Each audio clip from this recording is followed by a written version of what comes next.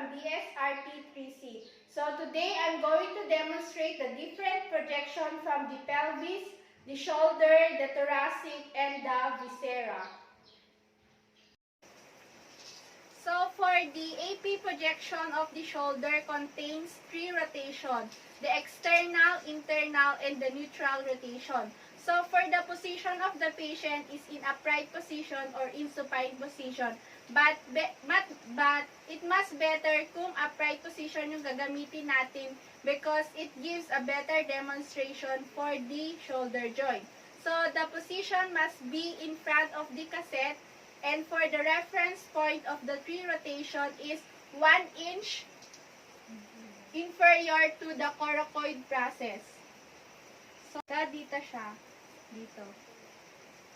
So for the external rotation, the position of the hand of the patient must be in normal anatomic position, then abduct it slightly. And for the internal, the dorsum surface must be resting on the hip of the patient.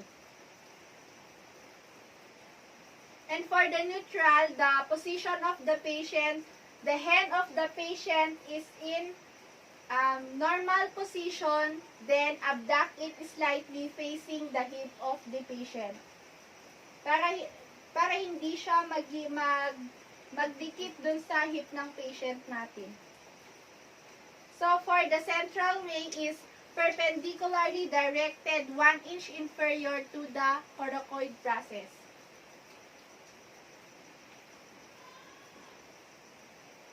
And for the structure shown of the external, it shows the greater tubercle of the humerus, and for the neutral, it shows the, so for the structure shown, for the external, it shows the greater tubercle of the humerus, and for the neutral, it shows the supraspinatus of the insertion. So for the structure shown for the internal, it shows the proximal humerus in true lateral projection. So next is the transthoracic lateral projection Lorentz method. So for the position of the patient is in upright position, then center the surgical neck of the affected humerus on the IR. Then instruct the patient to raise the uninjured arm, then the forearm must be rest on the head of the patient.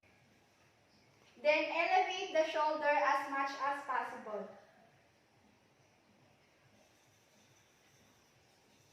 Then for the central ray is perpendicular to the IR, entering to the mid-coronal plane of the mid-coronal plane at the level of the surgical neck. And for the structure shown, it shows the lateral image of the shoulder and the proximal humerus. So for the inferior superior axial projection contains the 4 methods. So the first method is the Lorentz method. So for the position of the patient is in supine position, then elevate the head, the shoulder, and the arm and the elbow of the patient. Then as much as possible, abduct the arm to the right side of the long axis, towards the long axis of the body. Then, the head of the patient must be turned towards the unaffected side. Ganyan. Then, the IR must be placed closely to the IR. So, for the angulation of the central ray, it depends on the abduction of the head, and it is 15 to 30 degree angulation horizontal to the axilla of the acromioclavicular joint.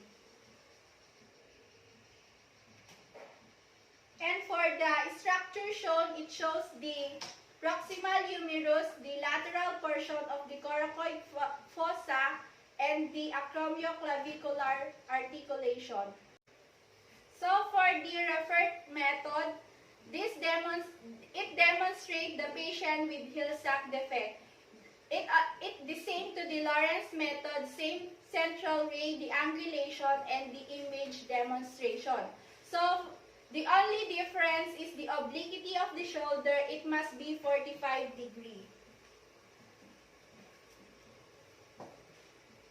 So for the central ray is horizontal to the axilla of the acroclavicular joint. And for the structure shown, it shows the proximal humerus, the lateral portion of the coracoid process, and the acromioclavicular joint. So for the inferior superior axial projection West Point method. So from Lorentz method and referred method, the position of the patient must be in prone position. Then turn away the head of the patient towards the affected side. Then abduct the arm of the patient 90 degrees to rotate the forearm. Rest over the edge of the table. Then use a bucket tray to support the shoulder and the head of the patient. So this is the improvised bucket tray. Then place the IR vertically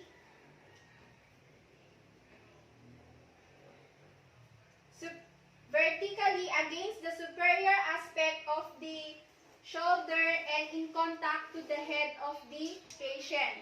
So for the central ray, the dual angles is the 25 degrees anteriorly and 25 degrees medially. So the center of the central ray is 5 inches inferior and 1 inch medial. So 1, 2, 3, 4, 5, then 1 inch. So dito siya. 25 medially, then 25 anteriorly. So for the structure shown, it shows the bony abnormalities of the anterior inferior rim of the glenoid. So for the inferior superior axial projection Clement modification. So for the position of the patient is in lateral recumbent, lying on the unaffected side. Then abduct the affected arm of the patient 90 degrees, then point it towards the ceiling. Then place the IR on the superior aspect of the shoulder and in contact to the neck of the patient. So for the central ray is horizontal to the mid-coronal plane, passing to the mid-axillary region.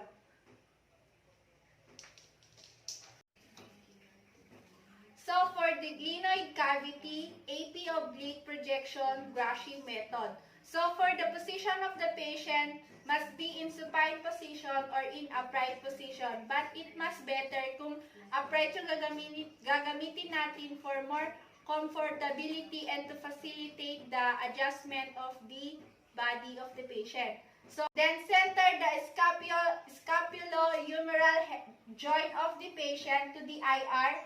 Then rotate the body of the patient approximately 35 to 45 towards the affected side. So for the central ray is perpendicular to the glenoid cavity at 0.2 inches inferior and 2 inches medial to the superior lateral border of the shoulder. So 2 inches inferior and 2 inches medial. So dito siya.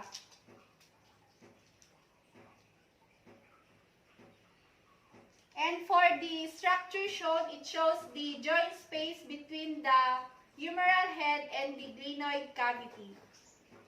So for the Apple method of the glenoid cavity AP oblique projection. So for the position of the patient is still in upright position. Then the scapulo-humeral joint of the patient must be centered to the IR. Then rotate the body of the patient approximately 45 to 35 towards the affected side. Then abduct the arm of the patient 90 degrees towards the midline of the body. Then the patient must be held 1 pound weight. And for the central ray is perpendicular to the IR at the level of the coracoid process. And for the structure shown, it shows the scapulohumeral joint.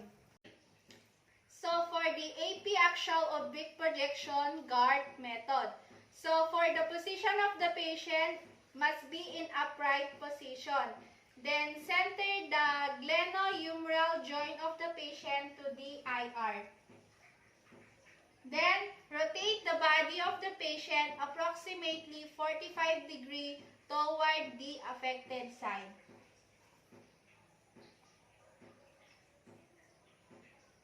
Then the posterior surface of the affected side must be close to the IR. Then flex the elbow of the patient, then place the affected arm across to the chest.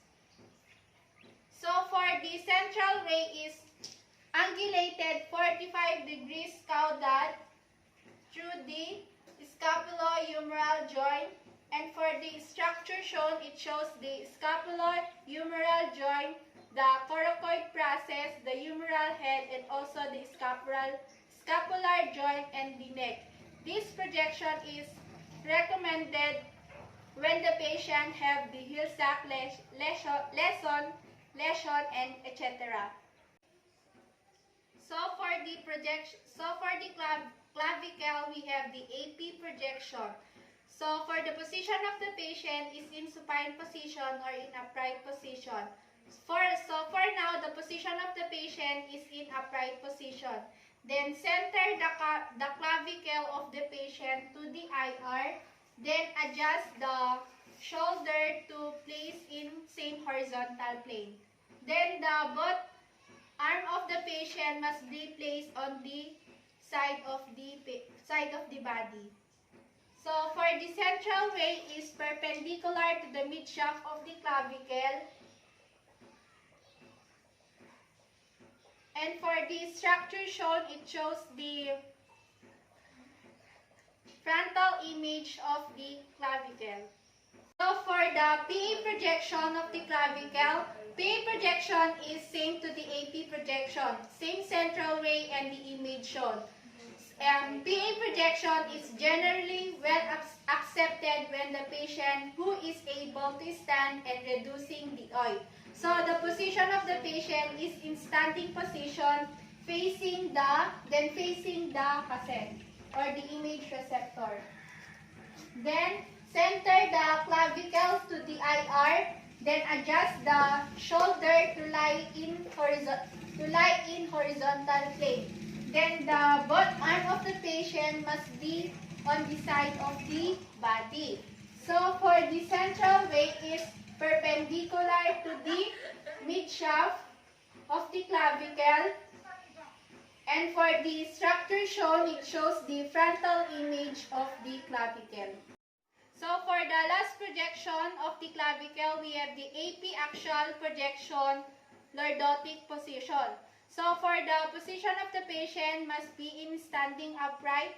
Then the patient must be 1 foot away to the image receptor.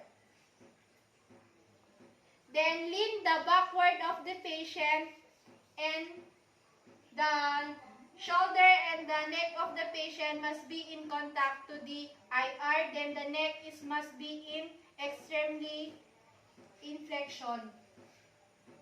So the clavicle must be centered to the IR.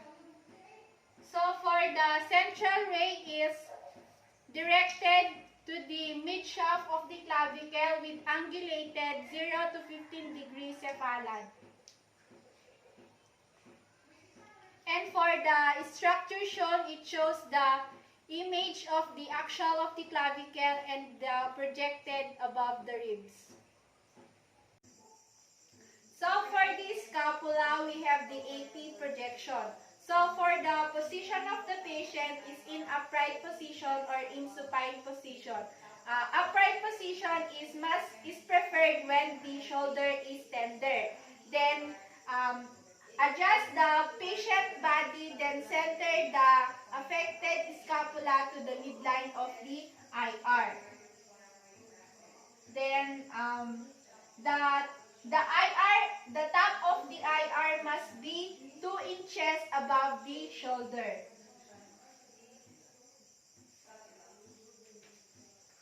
Then abduct the arm of the patient, placing to the right angle towards the body.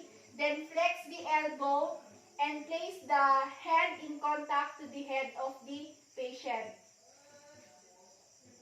So for the central ray is perpendicular to the mid-scapular area at point approximately 2 inches inferior to the coracoid process. So 2 inches. So dito siya.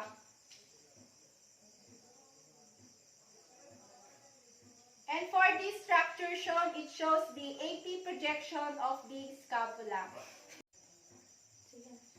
So for the lateral projection of the scapula, the position of the patient is in upright position facing the IR. Then adjust the body of the patient and placing the affected side of the scapula to the center of the IR. Then rotate the body of the patient approximately 45 to 60 to the plane of the IR. 45 to 60 degree rotation to the plane of the IR. Then slightly abduct the affected side of the arm of the patient. Then the hand must be placed at the back of the patient. So for the central ray is perpendicular to the mid-medial border of the protruding scapula. So dito siya.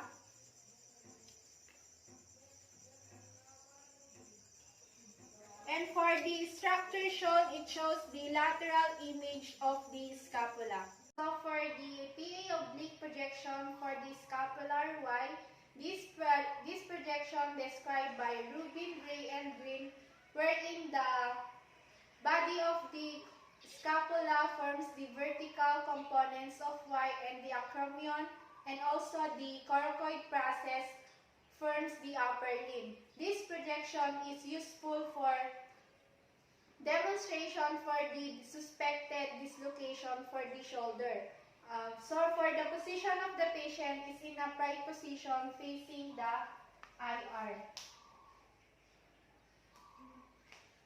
Then position the anterior surface of the shoulder, then rotate the patient approximately 45 to 60 degrees.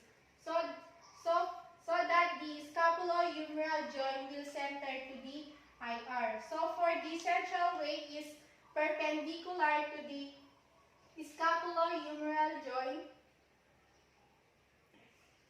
And for the structure shown, it shows the scapular and also the oblique image for the shoulder. So for the AP projection of the pelvis. So for the position of the patient is in supine position, then center the mid-sagittal plane of the body to the IR, then adjust it to place it in true supine position.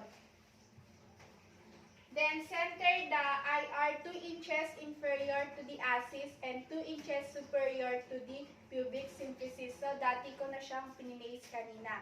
Then instruct the patient to rotate the foot 15 to 20 degrees medially to place the femoral neck parallel to the IR. Then the heels must be 8 to 10 inches apart. So for the central ray is perpendicular to the IR, midway between the axis and the pubic symphysis. So, dito siya. And for the structure shown, it shows the AP projection of the pelvis, the head, the neck, the trochanter, and the proximal 1/3 or 1/4 to the shaft of the femora. So for the axial lateral projection, the Nilus-Miller method. So for the position of the patient is in supine position, then flex the hip and the knee of the unaffected side, then the thigh must be in vertical position. So kailangan may pagpapatungan yung pasyente natin for the comfortability. And so this is the improvised one.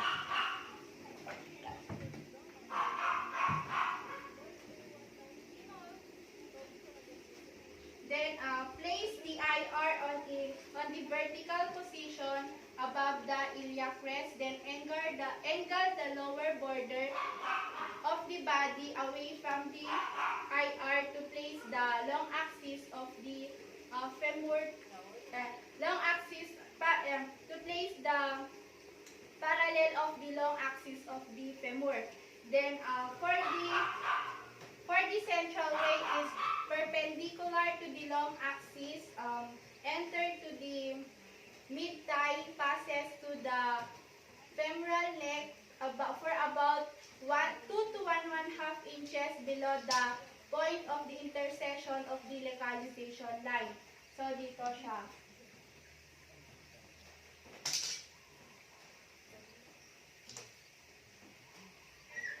So, dito siya. And for the structure shown, it shows the acetabulum, the neck, the head, and the trochanter of the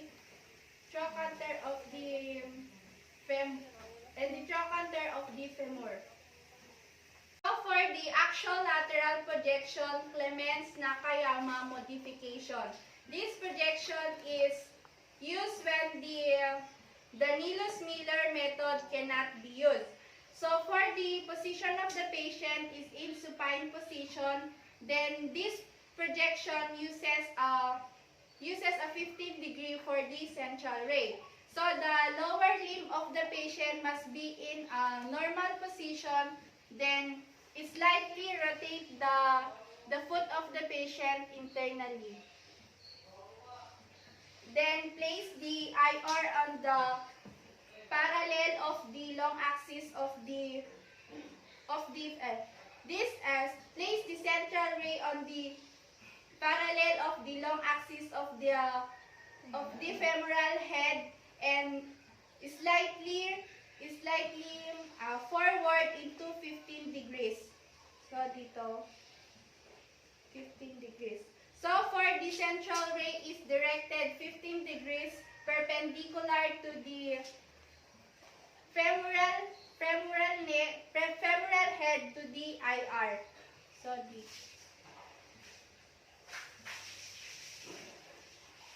And for this structure shown, it shows the femoral head, the acetabulum, the head, the neck, and the trochanter. So for the PA axial inlet projection Stonig method. So for the position of the patient is in prone position. Then center the mid-sagittal plane of the body to the midline of the radiographic table. Then adjust the body to avoid the rotation of the pelvis. So for the central ray is directed 35 degrees cephalad and exit to the pubic symphysis on the mid-sagittal plane anteriorly at the level of the greater trochanter. So for this structure shown, it shows the AP projection of the pubic, the ischial bone, and also the pubic symphysis. So for the AP projection of the hip, the position of the patient is in supine position, then adjust the pelvis of the patient to avoid the rotation, to placing the axis equidistant to the table. Then rotate the lower leg of the patient for approximately 15 to 20 degrees medially, to placing the femoral neck parallel to the plane of the IR. So for the central way is perpendicular to the femoral neck, center to the IR. So dito siya. And for the structure shown, it shows the head, the neck, the trochanter, and also the proximal 1/3 for the body of the femur. So for the lateral projection, Lewinstein method and the Hickey method. So this method are the demonstration of the hip joint and the relationship of the femoral head and the acetabulum. So the position of the patient from supine position is slightly rotate the patient body towards the affected side to an oblique position. Then the degree of the obliquity will depend on how the patient can abduct the leg. Then adjust the patient body, then center the affected knee to the midline of the IR. Then flex the affected knee to draw the thigh up to position nearly the right angle to the hip joint. Then hip joint. Then flex the unaffected side to support the level of the knee. So for the comfortability of the patient na din. Then for the central ray, for the Lewinstein method, it is perpendicular to the hip joint. And for the Hickey method, it is angled 20 to 25 degrees cephalad. And for the structure shown, it shows the lateral projection of the hip, the acetabulum, the relationship of the femoral head and the acetabulum. So for the upper anterior ribs, we have the PA projection. The position of the patient is in recumbent position or in upright position. But it must better to do the upright position because it is valuable for demonstrating the fluid to the level of the fluid to the chest. Then the position of the patient must be in upright position facing the IR. Then center the mid-sagittal plane of the body to the midline of the IR. Then to include the upper ribs, the IR must be 1.5 inches above the shoulder.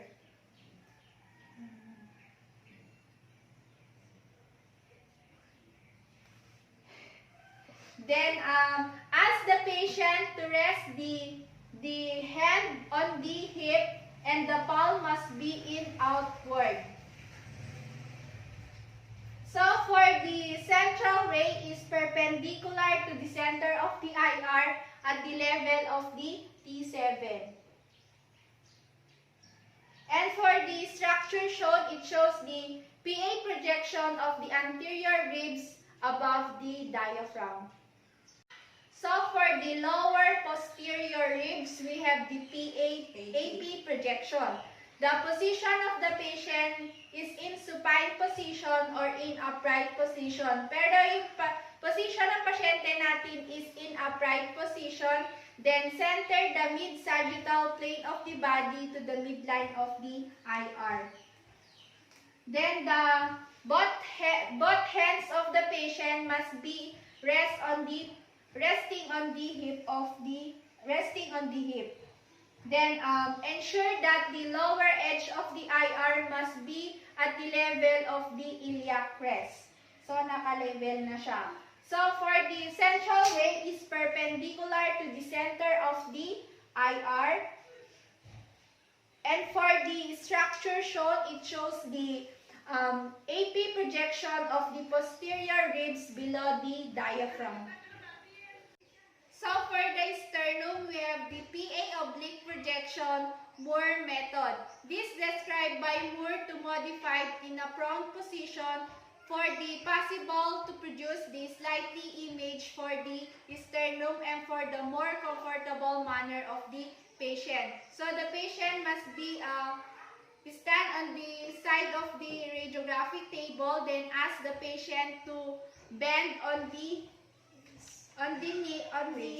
waist, then placing the sternum at the center of the IR. Then the palm must be rest above the shoulder, resting on the radiographic table.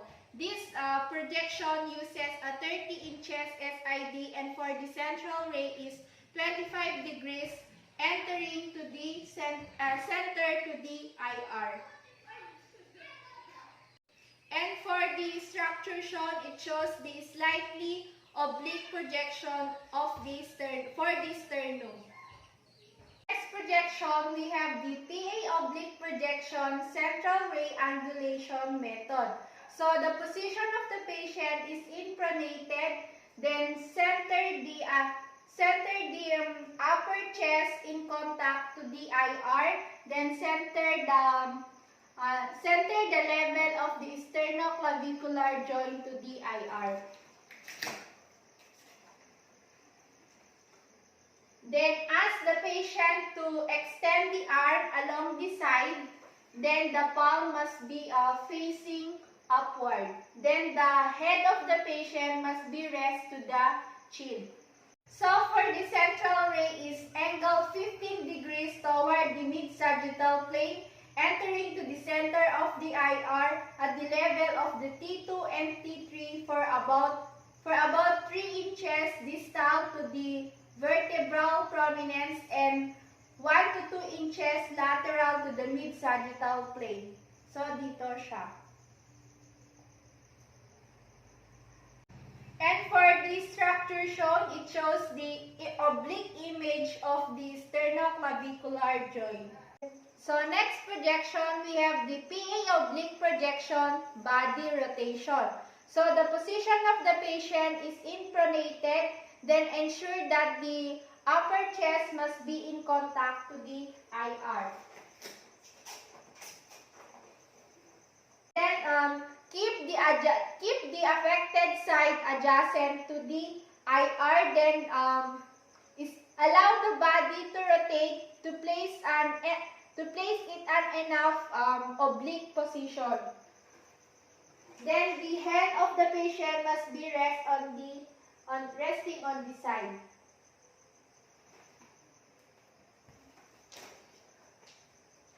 And for the central ray is perpendicular to the sternoclavicular joint closest to the IR.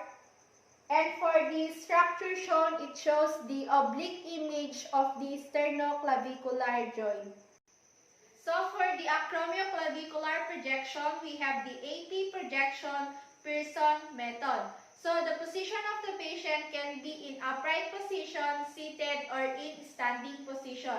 So for now, the position of the patient is in upright position, standing in front of the cassette, facing the X-ray tube. So center the midline of the body to the IR, then adjust the midpoint of the IR to lies the same as the acromioclavicular joint.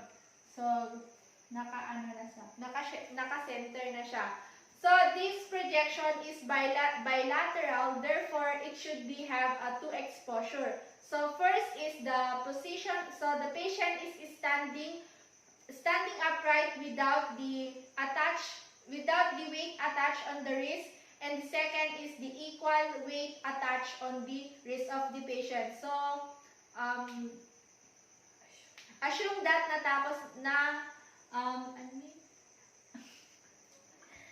let's assume na it has already so done. let's assume that it is already done. So for the central ray is perpendicular to the midline of the body at the level of the acromioclavicular joint.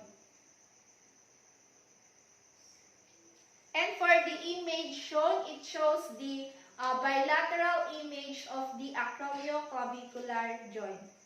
So for the chest, we have the AP projection. The position of the patient can be in supine position or in upright position. We use supine position when the patient is too ill. So for now, the position of the patient is in upright position, is standing in front of the cassette facing the X-ray tube. Then center the mid-sagittal plane of the chest at the center of the IR. Then adjust the IR for about 1.5 to 2 inches above the shoulder level. So, okay na yan. Then, instruct the patient to flex the elbow facing placed at the hip, and the hand must be imperated. So, for the central ray is perpendicular to the long axis of the sternum at the center of the IR, entering for about 3 inches below the jugular notch. So, dito yung jugular notch natin. So, 3 inches. 1, 2, 3. So, dito siya papasok. And for the structure shown, it shows the AP projection of the thoracic viscera. So, for the PA projection of the chest, the position of the patient is in seated position, in upright position, so that the diaphragm is at lowest position and the air or the fluid levels are seen, and also to avoid the engorgement of the pulmonary vessel. So for now, the position of the patient is in upright position facing the cassette. Then center the mid-sagittal plane of the body to the midline of the IR. Then the upper border of the IR must be in 1 to 1.5 to 2 inches above the shoulder level. So, okay na yan. Then instruct the patient to flex the elbow, then resting on the hip at below the costophrenic angle. Then instruct the patient to extend the chin upward and adjust the head of the patient to place the mid-sagittal plane in vertical position. So for the central ray is perpendicular at the center of the IR, entering at the level of the T7. So dito siya. And for the structure shown, it shows the AP projection of the thoracic viscera, the air filled in the trachea, the lungs, and the diaphragm. The lungs and the aortic knob. So for the lateral projection of the chest, the position of the patient can be in upright position or in seated position, so that the diaphragm is in lowest position and the air and the fluid levels can be seen, and also to avoid the engorgement of the pulmonary vessel. So, turn the patient to place in true lateral position, then center the mid-sagittal plane of the body, parallel to the IR and perpendicular to the mid-coronal, and centered to the midline of the brain. And then instruct the patient to flex the arm upward, then flex the elbow, then the forearm must be resting on the elbow, and the hand is in holding the arm of the patient. So for the central ray is perpendicular at the center of the IR, entering to the mid-coronal plane at the level of the T7. And for the structure shown, it shows the heart, the lungs, and the right lateral sided of the pulmonary lesions. So for the pulmonary aphysis, we have the AP axial projection, lordotic position. So the patient is standing 1 foot away to the cassette and instruct the patient to lean backward towards the IR. Then ensure that the upper border of the IR is 3 inches above the shoulder level.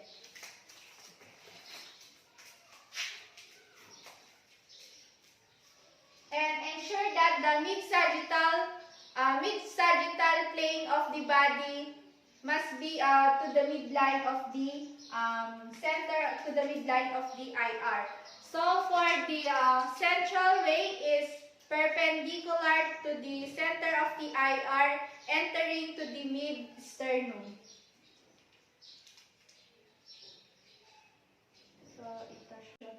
So for the structure shown, it shows the image of the lungs. It demonstrates the apices and the condition such as interlobar effusion.